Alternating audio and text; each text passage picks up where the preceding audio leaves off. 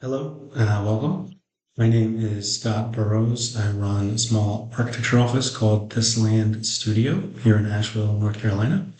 And today I'm going to be presenting the findings of our community visioning workshop in regards to the UNCA Woods. I'll go through these 8 sections, just brief introduction, discussion of our methodology for our workshop, and then the subject of our workshop, and then some proposals for progress. And at the end, there'll be some appendices where you can dig into more information. This is meant to be very brief, and so if there's more information that you or your organization would like to learn about, please reach out to find out more. So here we go. UNCA, University of North Carolina of Asheville, is a small liberal arts school, and this past year announced a proposal to develop a soccer stadium on part of its undeveloped Millennial campus. It also this year announced a pause in that, so is now looking for better development ideas. So, as a brief history of UNCA, it was founded in 1927, and in the mid-60s moved to its current site in North Asheville. You can see an aerial of the campus, and in the middle is a map which designates some 200 plus acres of the campus as Millennial campus, which allows for freedom and non-traditional developments to happen at the university's behest. Last year, 2024, obviously we were hit with Helene, which caused a lot of damage and interrupted life for everyone in Asheville. But this year, 2025, the community was alerted to the idea that they plans to develop some of their Millennial campus. And in July of this year, the proposal announced was for a 5,000-seat semi-pro soccer stadium. The next month in August, CA announced it paused that development and set up a commission to look at future directions to develop. So here is a map showing the campus. In blue, these areas here are the traditional campus, and in pink, all these areas highlighted in pink represent some of the Millennial campus. There's some satellite sites beyond what's in this map. This map shows the UNCA Woods, sometimes referred to as the experimental forest. It's roughly 45 acres. It's part of the Five Points neighborhood, and is a border actually in between Five Points, Jackson Park, and the Montford neighborhood in North Asheville here. Currently on the site, the majority of it is mature forest, but it does house the Chancellor's House and the Forest Service Southern Research Station. This map shows another area we're going to refer to, the Greenwood Sports Fields, where the university currently has its sports facilities, soccer field, baseball, track, basketball arena, and even their student recreation center. This map also shows the Zillicoa site. So this is just west of Broadway, just west of the UNCA Woods. And this is another area we're going to discuss in this presentation. So briefly, here are some of the details. These are the only drawings that were made public about the soccer proposal. It was for a 5,000-seat semi-pro soccer stadium, which would also lead to 300 to 450 housing units and 30 to 50,000 square feet of retail. To date, this is all that we've known about it, so there's been a lot of curiosity, obviously. Some more details, you can refer back to these. The important point to know here is that the soccer stadium was proposed to be built half with public funds and half with private equity funds. On the plus side of this proposal, it could be a potentially profit maker for the owners. Construction would benefit the local economy and hopefully raise the profile of soccer club. On the weakness and threat side, the developer chosen for this is kind of an unproven record. They have not, to date, designed, constructed, and managed a single soccer stadium. They've done all those things in different parts, but not one soccer stadium all the way through. So there's a high risk of developer default with this project. There's also environmental damages that could come from this, and there's a lot of harm that could happen to UNCA's reputation if they move forward with that. So that obviously got the community excited, and we put together this workshop at the end of the summer to come up with some alternatives. It was a 3-day workshop with architectural, engineering, and construction professionals meeting, discussing, community members meeting and discussing, coming up with proposals for alternatives.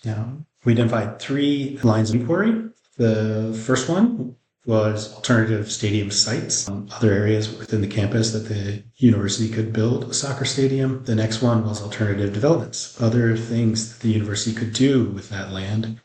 And the last one was lease protections. Whatever they end up doing, they need to make sure that the environment, the university, and the community are all protected. So for alternative stadium sites, we looked at many different sites, and we had signs come out of the charrette. Mostly we focused on alternative locations within the Greenwood soccer stadium. We have 5 options here, A through E. I'll quickly show them to you. If you want to learn more about them, reach out, please. But our last option here, E, I think is one of the stronger ones. It proposes putting the soccer stadium on the current baseball field and building a new baseball field just north of Campus Drive.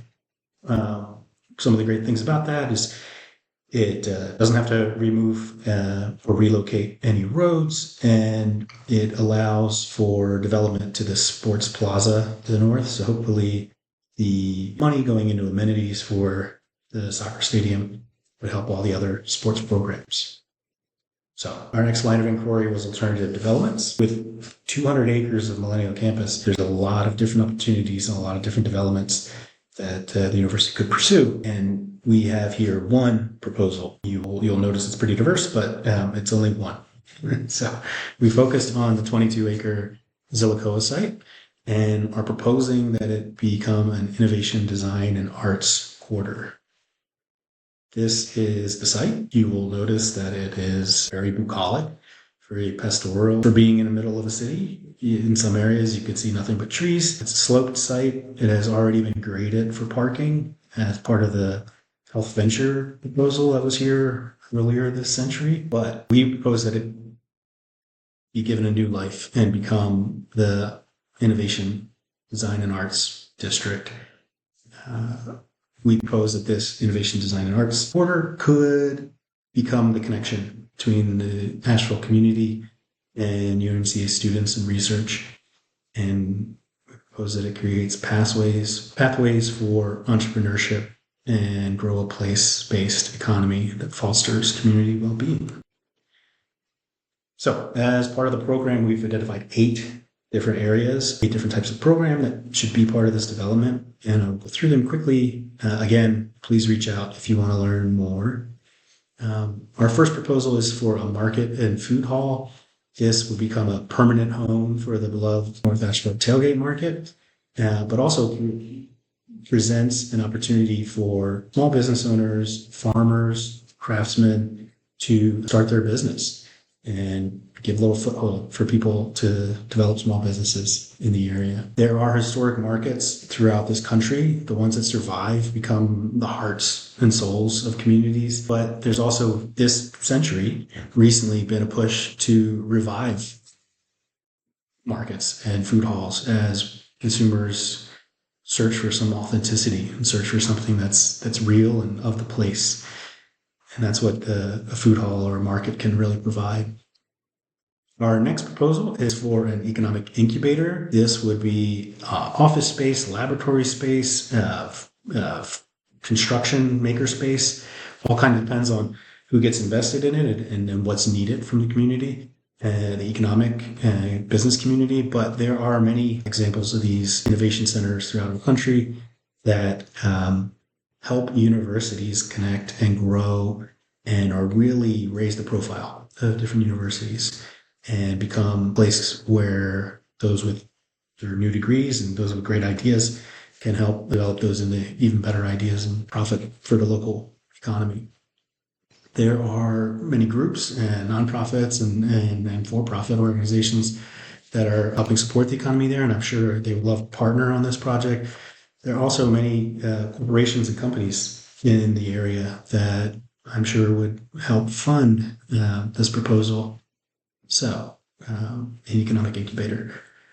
Our next proposal is more of a cultural proposal. This is for a culinary institute and restaurants using Asheville's amazing food scene and our great connection to nature and agriculture in this area as a springboard to help build culture and help raise the profile of this development. We're proposing Culinary Institute there. These are some great examples around the country where the Culinary Institute is a catalyst and it helps the growth of restaurants and spurs visitors and repeat business and can be a great place for cultural exchange. The LA had a cultural exchange with Japan. So that would help raise Asheville and UNCA's profile nationally and internationally. Our next proposal is for a performing arts center. This is a roughly 2,500 capacity theater. Some great examples from around the country. The Moody Theater, which is where Austin City Limits is. And,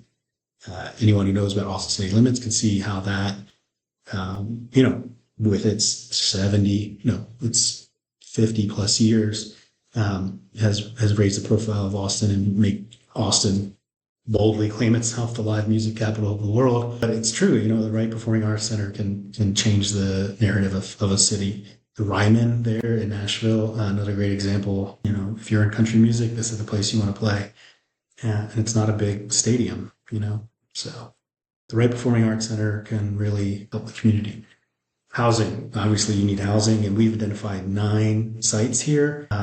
This is some 200 to 800,000 square feet of buildable area, keeping it all low to mid-rise buildings.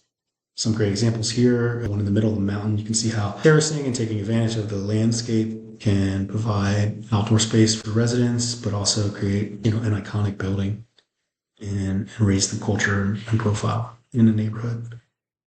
We've also identified a site that would be great for hospitality. That's a big luxury hotel, which would be a great economic driver for the whole development. We've also identified public green space, and that's really what will make this a third place, a place that people want to go to, stay, go for more than just one activity. So here's some great rooftop green roofs. This site is a sloped site, and so green roofs here will be able to be a roof of a building, but also connect to the landscape. And so, you can see some of the ways that people use these, but this is a real community builder. There's also just regular old green spaces, things on the ground, everything from Barton Springs in Austin, which is a tourist destination. It becomes kind of a mecca for people, to even small pocket parks like John F. Collins Park, which is the size of a row home. But for the people that live in that community, it's an oasis. Of course, splash pads. There's so many ways to enliven public space, green areas. So we think there's a lot of strengths in this. The site is a wonderful location. Asheville's such a boldly entrepreneurial city. And this location in the middle of 3 historic neighborhoods, you would have the clientele as well as the community and the culture to really build on any developments in this site. There's some weaknesses and threats. Retail's volatile. Who knows, 20 years from now, if anyone will go to a store for anything. And what we're proposing is a little bit more expensive than, some strip mall development. So occupied roofs, convertible parking, those all have higher upfront costs. So next section, keeping the woods. Everyone likes the woods. Everyone needs to keep the woods. And so here are some proposals to preserve it and, invest in the woods as a destination and as a site. So it can be educational, it can be for wildlife, it can be for the community. And it's really for the next generation. So Asheville, which we think of as a very green, beautiful city, does not have as many public parks as you might think. And as this map shows, there's gaps, especially right in this neighborhood, where the city does not really provide public parks to the extent that we would like. But UNCA and its brand is very centered around sustainability and green, and it's natural setting. And so this would go really well to help bolster the reputation. I mean, already professors and members of the UNCA community use these woods for the research, and that should be invested in. These are some great precedents of arboretums that are connected to universities. The Scott Arboretum, with its wonderful amphitheater, that's where everyone graduates from Swarthmore College. Morris Arboretum at Penn. You can see just there's a little bit of investment in this rooftop canopy walk becomes a destination. And even more locally, Haywood Community College has 120-acre arboretum connected to it. So it's not as expensive as you might think. And the returns for the university and for the reputation and the community are immense. So many different ways that the woods could be invested in and used. Also, really important to know that this is on the Greenway. So this arboretum could be part of a larger network within Asheville. So I think it's worth investing in. Mm-hmm. Outlining basic steps. First is conserve it, get the capital investment, and then maintain and grow this arboretum. I think it's worth investing in. Our next section, lease protections. If you'd like to get into this, we have a whole document. Basically, we identified 4 areas that need to be protected for anything the university is going to sign on with an outside developer. First is the university's reputation. Next is, we surely need performance bonds, surety bonds to protect in case of developer default or failure. We need protections for the environment and for the local community.